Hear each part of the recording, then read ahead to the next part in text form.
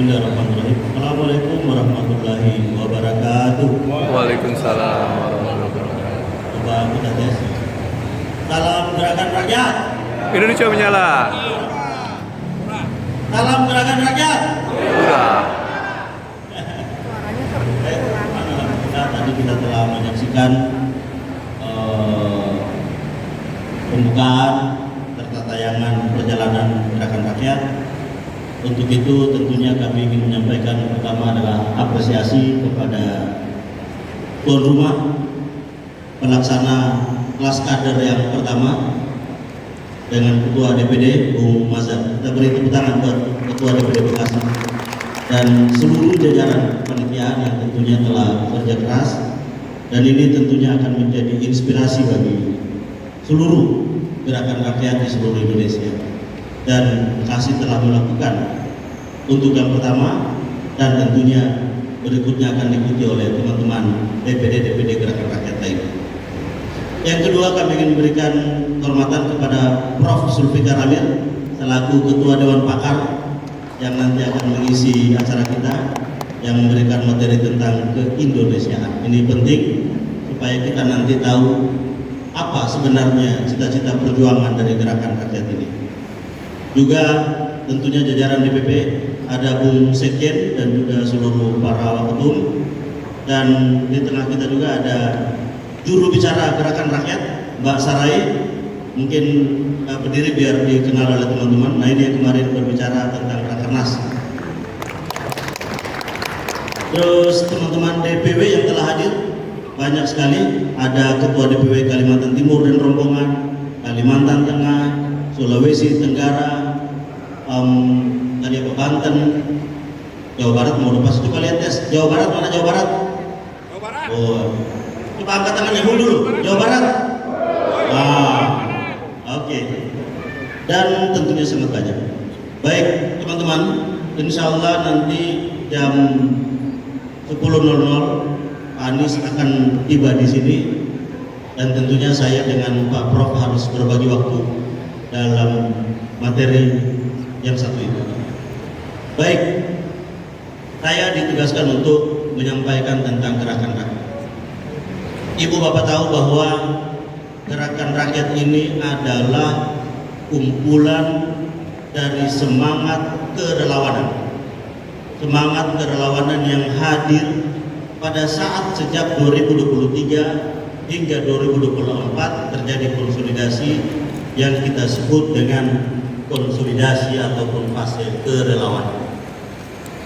Jadi fase kerelawanan itu ditandai dengan masing-masing kekuatan melakukan grup secara organik. Jadi ada forum relawan A, forum relawan B, forum relawan C, begitu banyak. Tidak hanya di Jakarta, tapi tersebar di berbagai macam tempat.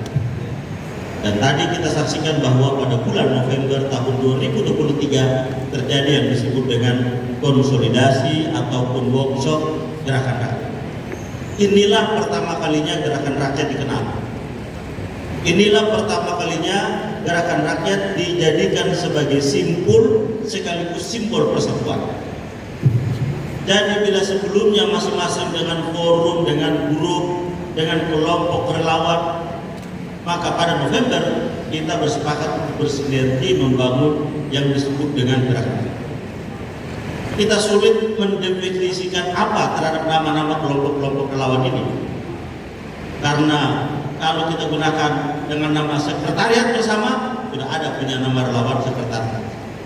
Kalau kita gunakan forum bersama, sudah ada juga menggunakan nama forum bersama.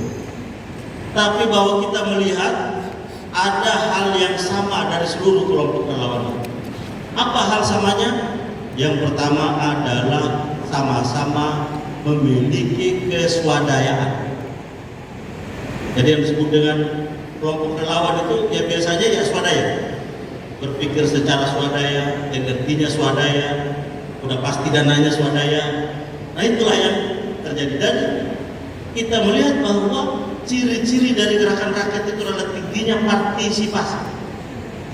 Jadi kalau kita tahu demokrasi itu ada dua, ada demokrasi yang dimobilisasi dan demokrasi yang berbasis partisipasi.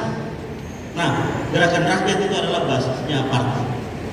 Nah, maka pada saat itu di bulan November tahun 2023 kita menyebutnya dengan gerakan rakyat. Nah, Bapak Ibu Saudara sekalian, nah oleh karena itu fase-fase ini penting kita kenal. Fase-fase ini penting kita tahu dan kita ambil maknanya. Bahwa di fase relawan ini adalah sesuatu yang belum bersatu, masih puzzle, dan kemudian bersatu. Ini yang disebut dengan pada fase relawan itu.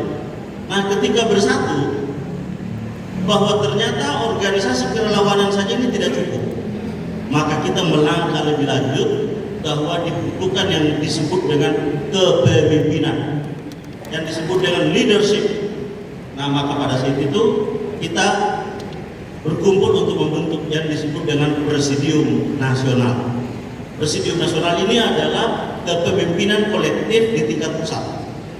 Jadi ada anggota presidium dari relawan sektor buruh, ada dari sektor tani, ada dari sektor mahasiswa, ada dari sektor berbagai macam kelompok-kelompok relawan yang ada.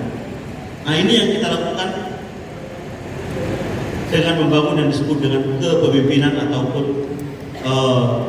sebuah leadership untuk mengawal kerja-kerja relawan. Nah, fase berikutnya setelah pemilihan presiden, kita mengalami sebuah kevakuman. Apa kira-kira selanjutnya yang harus dilakukan? Sementara agenda perjuangan harus terus berjalan. Indonesia yang adil, Indonesia yang makmur, ini tidak mungkin akan datang dari langit. Ini harus diperjuangkan. Nah, cara memperjuangkannya itu adalah bagaimana memformalisasikan seluruh kekuatan yang ada. Nah, apakah pada saat itu fase berikut yang kita lakukan adalah bagaimana membangun lembaga formal, yaitu berbadan hukum perkumpulan yang kita sebut dengan organisasi kemasyarakatan gerakan rakyat. Inilah yang terus bergulir dan sampai puncaknya pada tanggal 27 Februari tahun 2025 kita lakukan deklarasi sebagai organisasi kemasyarakatan formal. Apa artinya? Artinya bahwa gerakan relawan yang tadinya basisnya relawan sekarang sudah mengikatkan diri pada organisasi.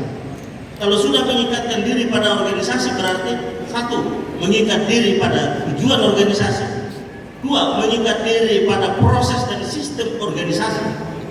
Dan tiga, tentunya mengikat diri pada semua aturan-aturan yang diatur organisasi.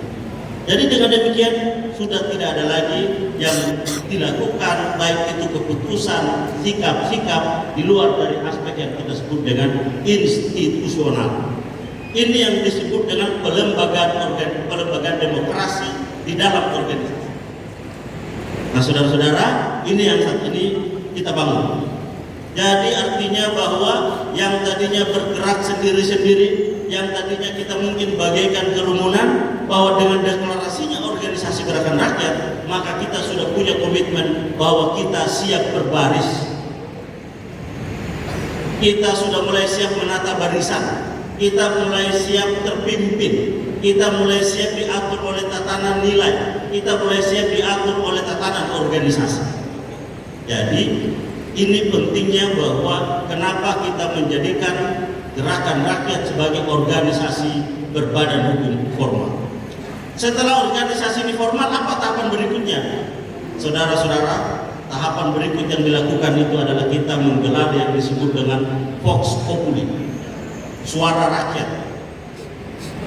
Jadi kita kemana-mana, kita keliling Indonesia, ke Sumatera Barat, ke Riau, ke wilayah Jawa, hampir semua Jawa, Jawa Timur, Jawa Tengah, DKI Jakarta, Banten, kita ke kawasan timur di Kalimantan, kita menggelar yang disebut sepanjang 2025 itu adalah Vox Populi, suara rakyat. Kalau kata Ketua Dewan Pakar kita, kenapa kita mengusung suara rakyat? Karena saat ini yang ada adalah suara elit. Betul? Nah, karena itu Vox Populi. Ini kenapa kita melakukan langkah pertama dari setelah legalnya organisasi, kita lakukan yang disebut dengan Vox Populi. Karena kita tahu bahwa tidak berhenti sampai dengan Vox Populi. Sebenarnya Vox Populi, Vox Day. suara rakyat adalah suara Tuhan. Artinya bahwa representasi dari suara terbanyak itu adalah representasi dari apa yang sebenarnya dituntut dalam nilai-nilai keilahian. Nah, ini yang kita lakukan, saudara-saudara. Ini menunjukkan bahwa gerakan rakyat yang pertama secara formal, maka yang dilakukan adalah mendengarkan suara rakyat. Kita ke Sumatera, kita ke Jawa, kita ke Timur. Ini juga menunjukkan komitmen bahwa dari relawan kemudian terorganisir secara rapi, maka tahap selanjutnya adalah mendengarkan suara rakyat. Kita lakukan semua. Nah, setelah mendengarkan suara rakyat, maka pada 17 Desember tahun 2025 kita gelar yang disebut dengan peluncuran kartu tanda anggota. Jadi dari rakyat kita maju lagi satu langkah, bahwa kita harus membasis organisasi ini itu adalah pada anggota. Maka dilakukanlah yang disebut dengan rekrutmen anggota dengan DNAGR. DNAGR itu adalah daftar nomor anggota Gerakan Rakyat. Dan saudara-saudara tahu, belum 1 bulan penuh, hari ini Gerakan Rakyat telah terdaftar 20.000 anggota. Salam Gerakan Rakyat. Murah. 20.000 anggota saat ini yang secara sadar mendownload KTA. Nah, seperti saya punya ini. Sudah ada yang punya yang lain, coba angkat. KTA GR itu mudah karena bisa print sendiri, bisa cetak sendiri, bisa. Jadi sangat mudah. Dan mengisinya juga gampang, cuma 3. Tulis nama, tulis nomor WA, masukkan nick, dan masukkan foto, udah jadi KTA Gerakan Rakyat dengan DNAGR. Salam Gerakan Rakyat. Enggak. Jadi ini adalah bagian dari tahapan, bukan tahapan biasa, saudara-saudara. Ini adalah sebuah tahapan sejarah sekaligus tahapan ideologis, sebuah tahapan keyakinan, sebuah tahapan membangun keyakinan kita bahwa kita bergerak bukan sekedar tahapan. Ini bukan sesuatu yang datang dari langit secara begitu saja. Gerakan Rakyat juga bukan dilahirkan oleh satu meja makan keluarga, bukan. Dia juga tidak dilahirkan oleh sekelompok oligarki kaya, bukan. Gerakan Rakyat lahir dari semangat, niat, perubahan yang ada dari rakyat Indonesia. Maka dari kerelawanan, kemudian berkumpul berorganisasi secara formal, kemudian mendengarkan suara rakyat. Setelah mendengarkan suara rakyat, kita mengkonsolidasi anggota. Apa itu anggota? Anggota Gerakan Rakyat adalah rakyat yang terorganisir. Kita tahu Indonesia memiliki 200 juta sekian rakyat. Kita tahu pemilih Anies Muhaimin ada 24,9% atau sekitar 40 juta. Itu kategorinya adalah pemilih. Mereka bersama kita karena ada cita-cita yang sama, ada visi yang sama. Mereka jatuhkan pilihan di situ. Ini adalah pemilih, ini adalah simpatisan, ini adalah rakyat. Maka tahap selanjutnya adalah bahwa untuk mengikatkan diri menjadi organisasi, maka dia adalah harus menjadi anggota. Karena dengan anggota, maka di situ ada kewajiban, di situ ada hak. Ketika kita berani menjadi bagian dari anggota Gerakan Rakyat, maka kita telah menasbihkan diri kita. Saya taat pada cita-cita organisasi. Saya taat pada mekanisme dan aturan organisasi. Saya taat pada semua keputusan-keputusan organisasi. Itu yang disebut dengan anggota dari sebuah organisasi.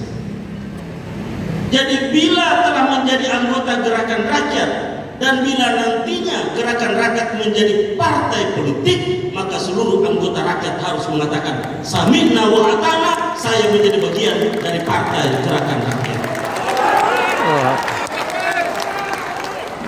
Ini ngomong-ngomong, setuju nggak kalau gerakan rakyat jadi partai? Setuju. Kurang keras, setuju nggak? Siap nggak? Kita akan buktikan bahwa yang bisa mendirikan partai tidak hanya elit, yang bisa mendirikan partai tidak hanya dinasti politik, yang bisa mendirikan partai tidak hanya orang kaya, yang bisa mendirikan partai tidak hanya oligarki. Rakyat Indonesia bisa mendirikan partai ini. Hurra! Saudara-saudara sekalian, ini adalah bagian dari tahapan penting. Kita mulai menata anggota. Oleh karena itu anggota tidak hanya sekedar KTA.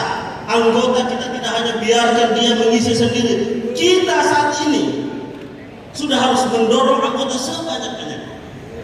Oleh karena itu, bila tadi dikatakan bahwa rakyat itu yang tadinya rakyat semua, yang kemudian memilih Anies kita sebut dengan rakyat simpatisan karena sama visinya, dan yang kemudian rakyat simpatisan ini ketika dia menjadi anggota kita sebut itu adalah anggota rakyat yang terorganisir, maka ada tangga satu lagi yang disebut dengan kader. Apa itu kader?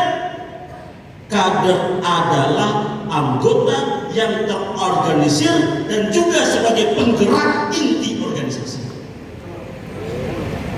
Maka hari ini kita telah mencanangkan kelas kader. Maka hari ini insya Allah semua yang ikut ini akan mendapatkan sertifikat kader dan sah menyandang sebagai kader gerakan rakyat. Hurra!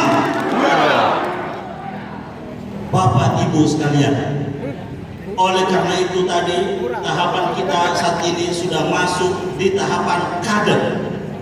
Kader adalah kekuatan inti organisasi. Kader adalah penggerak inti organisasi.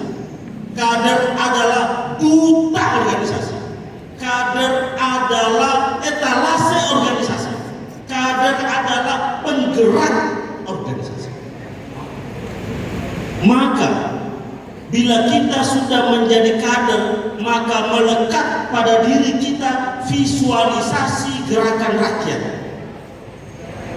Orang akan bertanya, seperti apa gerakan rakyat? Maka yang dilihat adalah kader gerakan rakyat. Oleh karena itu, kader seperti apa yang mau dibangun oleh gerakan rakyat? Inilah pentingnya kita hadir pada kesempatan ini untuk menambah wawasan sekaligus mengetahui seperti apa yang disebut dengan kader gerakan rakyat. Nanti Prof. Sul akan menyampaikan kita mencapai adil makmur seperti apa, kita mencapai berkeadilan sosial seperti apa, kita mencapai Indonesia ideal seperti apa. Nah, hari ini saudara-saudara telah melewati begitu banyak tahap relawan, kemudian tahap sebagai organisasi, kemudian tahap menjadi anggota, dan saat ini tahap menjadi kader. Dan saudara-saudara semua adalah orang-orang yang beruntung karena diberi kesempatan oleh Yang Maha Kuasa bisa menjadi kader pertama dari gerakan rakyat.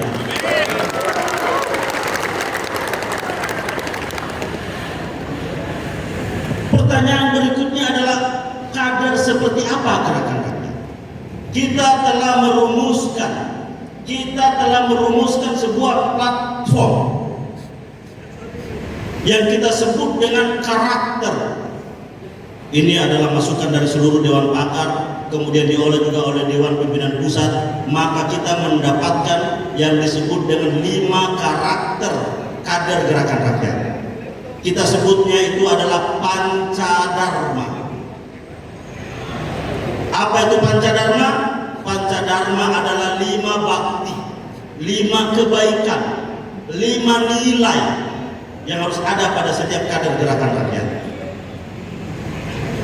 Yang pertama adalah berketuhanan yang Maha Esa, atau sering orang mengatakan religiusitas, atau yang orang sering mengatakan dalam sila pertama kita ketuhanan yang Maha Esa.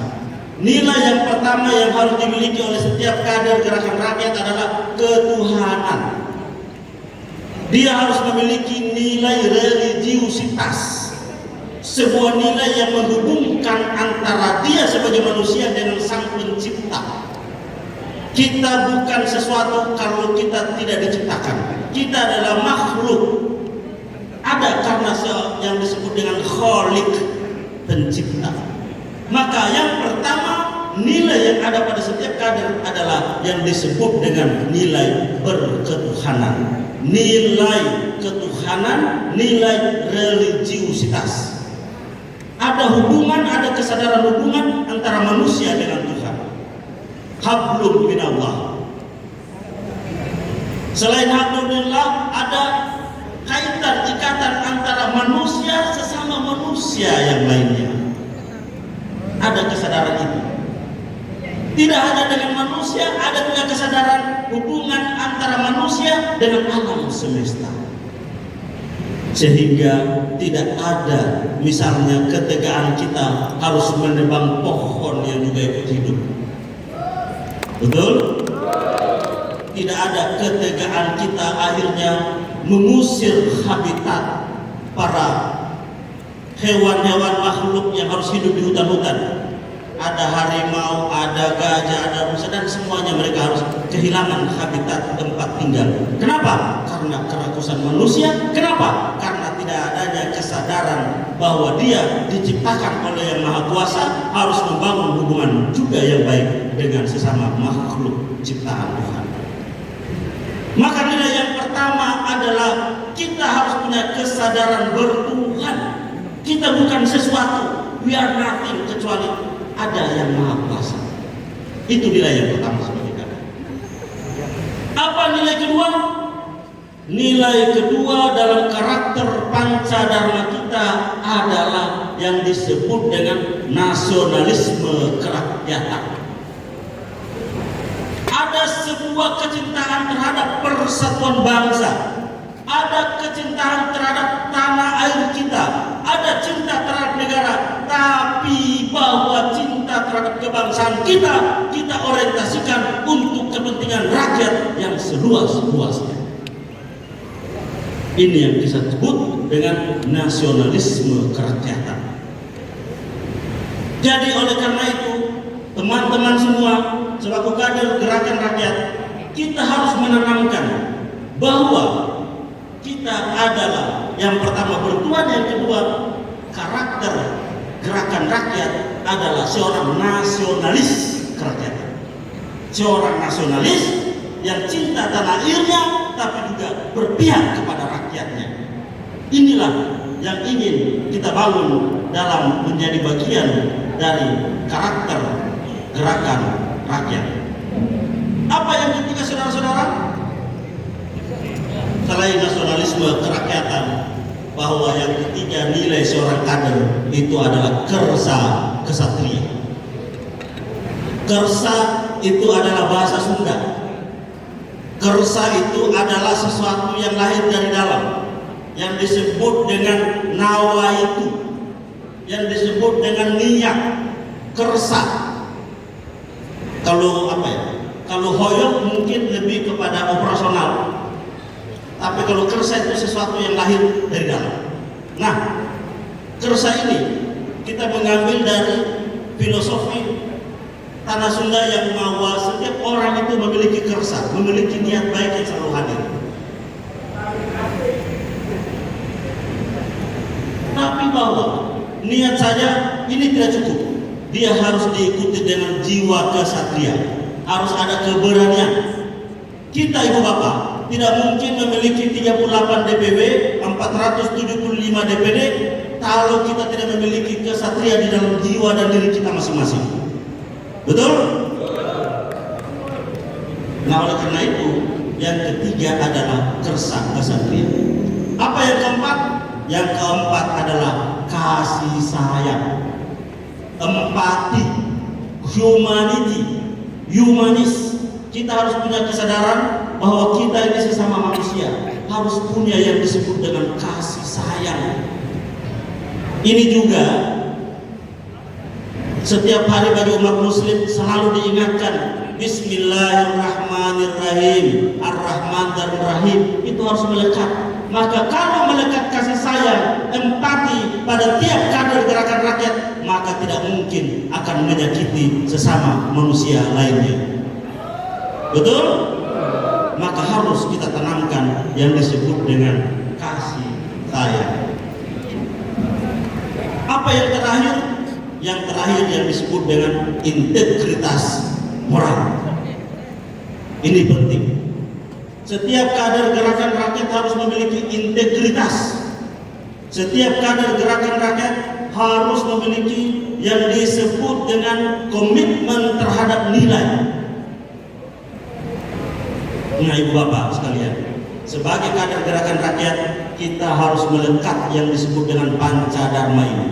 Ini harus ada dalam diri kita. Ini harus disebut dengan inherent, internalisasi nilai. Jadi ketuhanan, nasionalis kerakyatan, kersa kesatria, dan kemudian apa selanjutnya? Kasih sayang. Ini penting. Ini jangan cuma kasih sayang ke satu orang aja, nggak boleh. Kasih sayang dia bersifat universal. Kalau cuma satu orang bukan kasih sayang, itu kasih aja. Ya, dan integritas moral. Nah, sebenarnya masih ada 5 lagi yang disebut dengan prinsip gerakan rakyat. Ini untuk itu kita beri tepuk tangan kepada Dewan Pakar yang telah merumuskan karakter gerakan rakyat yang 5 poin tadi. Baik, saya akan mempersingkat, cuma saya ingin sedikit satu lagi supaya menjadi sempurna sebagai kader. Setelah mengetahui sebagai kader, terus bagaimana cara mengoperasikan organisasi ini. Nah, kita juga mengenal yang disebut dengan 5 prinsip. Ya, apa 5 prinsip itu? Jadi ini harus diingat nih, ini kader. Jadi ketika nanti apa yang kita dapat dari kualitas kader, dari kelas kader ini, kita dapat dari kelas kader yang pertama adalah pancadharma. Pancadharma adalah sesuatu yang harus melekat pada setiap diri kader. Apa yang kedua? Yang kedua adalah 5 prinsip. 5 prinsip ini adalah strategi operasional. Operational strategi untuk melaksanakan organisasi dan interaksi. Apa itu? Yang pertama adalah musyawarah mufakat. Ini harus dipegang. Oleh karena itu para pimpinan, ya, DPD, DPW, DPD, DPC harus memegang yang disebut dengan musyawarah mufakat. Musyawarah mufakat ini adalah cara kita menyelesaikan banyak hal. Apa yang kedua? Yang kedua adalah gotong royong. Kalau musyawarah mufakat dari syawara yusawiru, dari bahasa Arab nih, tapi sudah diindonesiakan. Gotong royong dari Jawa, gotong dan royong. Gotong itu memikul, mengangkat, royong itu bersama-sama. Jadi gotong royong artinya kita ini terbiasa bersama-sama.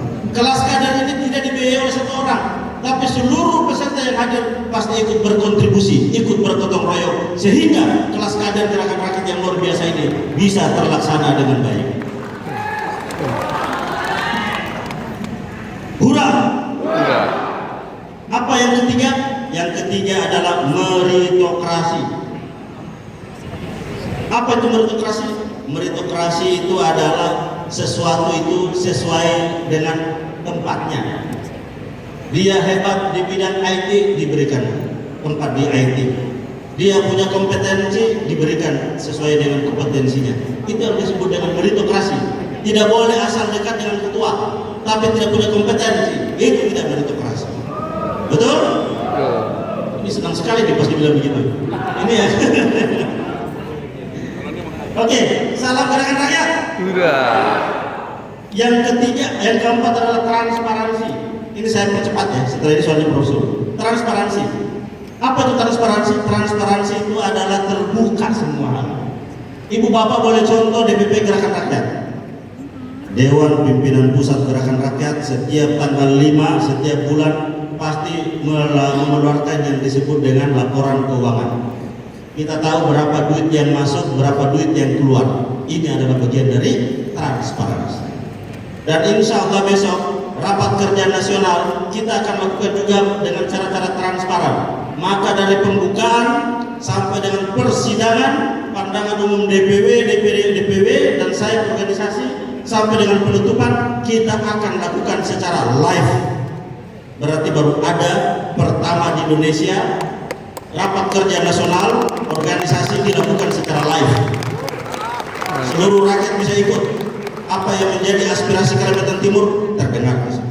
Apa aspirasi Jawa Barat terdengar di sini. Kita tidak perlu menutup-nutupi apa yang menjadi aspirasi di internal partai. Kita bukan partai, sorry.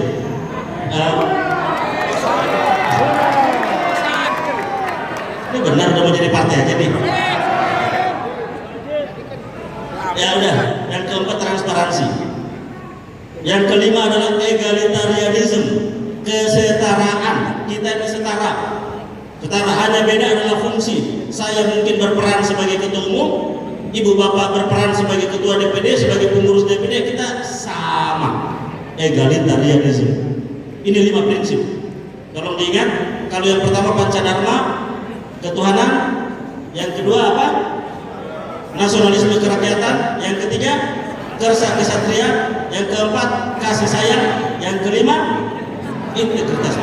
Nah ini prinsip, 5 prinsip lagi, 5 prinsip dalam pergerakan rakyat. Yang pertama musyawarah mufakat, yang kedua gotong royong, yang ketiga meritokrasi, yang keempat transparansi, dan yang kelima egalitarianism. Dapat kali rupanya Dewan Pakar kita ini ya. Tepuk tangan lagi dong buat Dewan Pakar. Benar-benar Dewan Pakar. Ya udah, ini saya sudah menjelaskan secara penuh tentang gerakan rakyat. Jadi kalau misalnya melihat gerakan rakyat, kalau dia punya ini, itu disebut dengan anggota. Tapi kalau dia memiliki 5 karakter, maka dia disebut dengan kader gerakan rakyat. Oleh karena itu, sebagai penutup, kita harus terus berjuang membangun organisasi ini, Bapak Ibu. Organisasi ini brandnya apapun, logonya apapun, tapi citra yang melekat itulah yang menjadi persepsi publik. Oleh karena itu mari kita bangun persepsi publik bahwa gerakan rakyat itu adalah tadi orang yang memiliki komitmen ketuhanan religius, orang yang memiliki nasionalisme kerakyatan yang tinggi, orang yang memiliki jiwa kesatria, kersa kesatria, orang yang memiliki integritas moral dan kasih sayangnya tinggi. Maka dari itu tidak boleh ada forum-forum gerakan rakyat satupun. Tidak boleh ada forum-forum gerakan rakyat satupun yang di situ ada kekerasan fisik. Apa itu lempar kursi, apa itu tangannya bergerak, itu tidak boleh. Setuju? Setuju. Harus setuju. Kalau tidak setuju, Anda bukan kader. Karena yang disebut dengan kader pasti ada jiwa kasih sayang. Gitu. Nah, tapi bapak-bapak jangan juga semua disayangi. Jadi kita harus membangun itu, saudara. Baik, saya kira ini 5 karakter dan 5 prinsip. Oleh karena itu sebagai penutup, saudara-saudara, kita harus membangun kesetiaan pada nilai, dan yang kedua kita lurus pada arah organisasi, dan yang ketiga selalu berpihak pada rakyat. Terima kasih. Assalamualaikum warahmatullahi wabarakatuh. Salam gerakan rakyat. Udah. Nah, kalau salam gerakan rakyat, tangannya dikepal dan pada saat melaksanakan lurah ininya dibuka. Ah, gitu ya. Jadi kepala ini untuk menunjukkan semangat. Ayo semua berdiri. Semua berdiri. Kepala ini untuk menunjukkan semangat, salam gerakan rakyat, dan membuka tangan secara jauh. Ini adalah kita ingin merangkul seluruh rakyat Indonesia. Setuju? Siap? Salam gerakan rakyat.